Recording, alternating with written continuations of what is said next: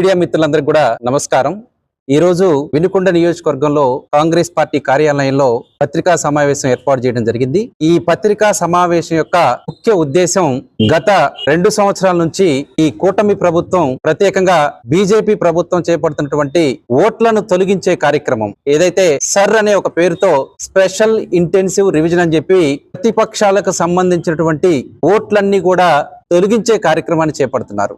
ఈ విధంగా ప్రతిపక్షాలకు అనుకూలంగా ఉన్నటువంటి ఓట్లను తొలగించి గద్దెనెక్కుతున్నటువంటి ఈ బీజేపీ ప్రభుత్వాన్ని ఆంధ్రప్రదేశ్ లో ఆ ప్రభుత్వానికి అంటగాగుతున్నటువంటి మిగిలిన పార్టీలు ఈ అన్ని పార్టీలను కూడా ఎదిరించి నిలబడుతున్నటువంటి కాంగ్రెస్ పార్టీ ఈ రోజు దేశంలో అదే విధంగా రాష్ట్రంలో కూడా ఈ సర్ మీద పూర్తిగా వ్యతిరేకించి ఇది జరగకుండా, ఎందుకంటే భారతదేశంలో ప్రాథమిక హక్కు ప్రతి పౌరుడికి 18 సంవత్సరాలు నిండిన తర్వాత ఓటు హక్కు, ఇది చాలా గొప్ప విషయం। అలాంటి ఓటు హక్కుని తొలగించే ప్రయత్నం చేస్తుంది ఈ బీజేపీ ప్రభుత్వం।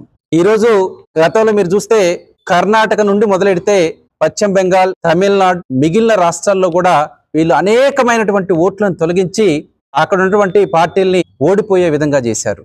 అదే ప్రక్రియని ఈ రోజు ఆంధ్రప్రదేశ్ లో కూడా మొదలెట్టారు। నేను ప్రతి ఒక్కళ్ళు కూడా ఒక విజ్ఞప్తి చేస్తున్నాను, దయచేసి మీ ఓట్లన్నీ కూడా చెక్ చేసుకోండి।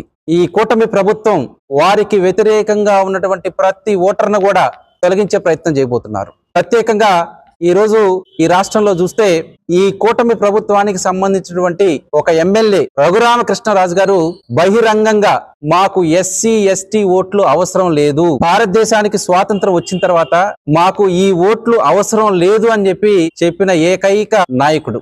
ఏ పార్టీ అయినా సరే మాకు ఓటేయండి, మీ అమూల్యమైన ఓటు మాకు కావాలని చెప్పారు। కానీ ఈ రోజు ఈ భారతదేశంలో ప్రత్యేకంగా ఈ ఆంధ్రప్రదేశ్ లో మాకు పలానా కులం ఓట్లు అవసరం లేదు, పలానా వర్గం ఓట్లు అవసరం లేదని చెప్పేటువంటి పరిస్థితి అంటే ఈ దేశం ఎటువంటి పరిస్థితికి వెళ్తుందో మీరందరూ కూడా ఒకసారి గమనించుకోవాలి।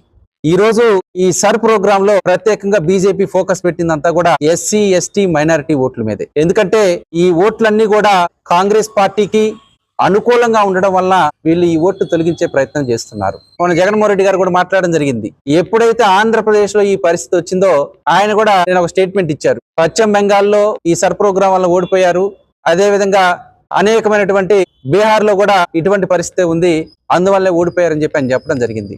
ఈ రోజు ఇక్కడ ఉన్నటువంటి పరిస్థితి, గతంలో ఎమ్మెల్యేగా ఉన్నటువంటి బొల్లా బ్రహ్మనాయుడు గారి మీద ఈ రోజు భూ కబ్జా కేసులు, రేపటి రోజు ఈ ప్రభుత్వంలో ఉన్నటువంటి వేలే కూడా రేపు గవర్నమెంట్ మార్గానే బయటకు వస్తాయి। జనమందరూ కూడా ఒక కొత్త వాతావరణాన్ని, ఒక కొత్త రాజకీయ శక్తి కోసం ఈ రోజు ఎదురు చూస్తున్నారు। అది ఖచ్చితంగా కాంగ్రెస్ పార్టీ అవుతుంది వినుకొండ నియోజకవర్గం అని చెప్పి మీ అందరికీ తెలియజేసుకుంటున్నాను।